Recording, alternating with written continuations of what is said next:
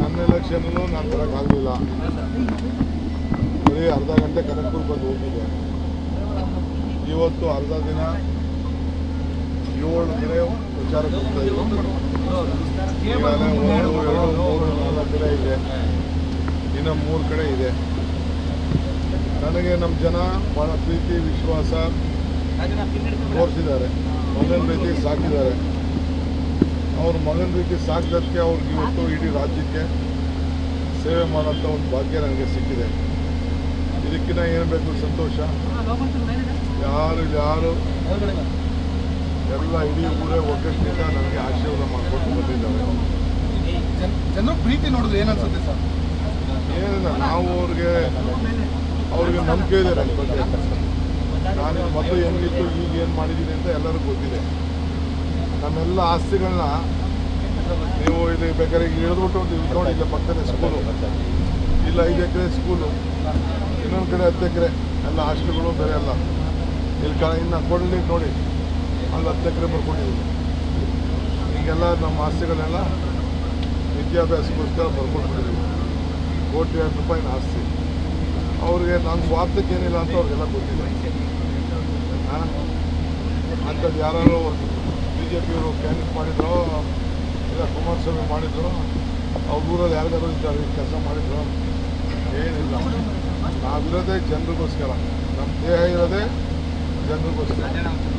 ನಾವು ಅವ್ರಿಗೋಸ್ಕರ ಪ್ರಾಣ ಕೊಡ್ತಾ ಇದ್ವಿ, ಅವರು ನಮಗೋಸ್ಕರ ಪ್ರಾಣ ಕೊಡ್ತಾ ಇದ್ದಾರೆ, ಪ್ರೀತಿ ತೋರಿಸ್ತಾ ಇದ್ದಾರೆ. ಸರಿ, ನಿಮ್ಮ ಆಪ್ತರ ಮನೆಗಳ ಮೇಲೆ ನಿರಂತರವಾಗಿ IT ದಾಳಿ ಆಗ್ತಾ ಇರೋದು, ಇವತ್ತು ಕೂಡ ದಾಳಿ ಆಗಿರುವಂಥದ್ದು ನೋಡಿ. ಇವತ್ತು ಎಲ್ಲ ಬೇಕು ಅಂತ ಈಗ ನೋಡಿ, ನಮ್ಮ ಬ್ಲಾಕ್ ಅಧ್ಯಕ್ಷ ವಿಜಯದೇವ್, ನಮ್ಮ DC ಬ್ಯಾಂಕು ಏನು ಇಲ್ಲ, ಸುಮ್ಮನೆ ಹೋಗಿ 2 ದಿನ ಅವ್ರನ್ನ ಕೆಲಸ ಮಾಡೋಕ್ಕಿದ್ದಂಗೆ ತಡೆದ್ರು.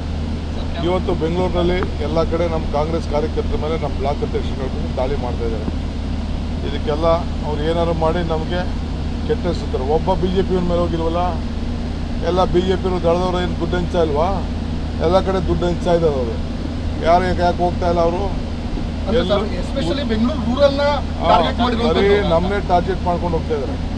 ಈಗ ನನಗೆ ನಮ್ಮ ಎಲ್ಲ ಕಡೆಯಿಂದ ಮಂಡ್ಯದಿಂದ ಬಂತು, ಮೈಸೂರಿಂದ ಬಂತು, ಹಾಸನಿಂದ ಬಂತು, ಎಲ್ಲ ದಳದವರು ಎಲ್ಲ ಓಟ್ ಮೇಲೆ ದುಡ್ಡು ಕೊಡ್ತಾರೆ.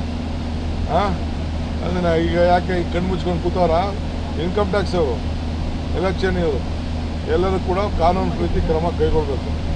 ಇದು ನಮ್ಮವ್ರ ಮೇಲೆ ಮಾತ್ರ. ಒಂದು ಚೀಟಿ ಮಾಡಿಕೊಬಿಟ್ಟವ್ರೆ. ಅಲ್ಲಿ ಯಾರೋ ಬೆಳಗಾಂ ಅಂತೀನಿ, ಅದೆಲ್ಲೋ ಹುಬ್ಳಿಲಿ ಯಾರೋ ಕಾಂಟ್ರಾಕ್ಟರ್ ದುಡ್ಡಂತೆ, DK ಶಿವಕುಮಾರ್ ಅಂತ ಹೇಳು ಅಂತ ಹೇಳ್ತಿದ್ರಂತೆ ಆಫೀಸರ್ಗಳು. ಆಮೇಲೆ ನಮ್ಮ ಸೂರಿ ಡ್ರೈವರ್ ಇಟ್ಕೊಂಡು ಅವ್ರ ಹೆಂಗ್ಸಿಗೆಲ್ಲ ಜುಟ್ಟೆಲ್ಲ ಹಿಡ್ದು ಎಳೆದಾಡಿ ಮಕ್ಳಿಗೆಲ್ಲ ಹೊಡೆದು ಡ್ರೈವರ್ಗೆಲ್ಲ ಮಾಡೋರೆ. ನಾನು ಕಂಪ್ಲೇಂಟ್ಗೆ FIR ಹಾಕಿಸಿ ಒಳಗೆ ಹಾಕ್ಸ್ಬೇಕು ಅಂತಿದ್ದೆ.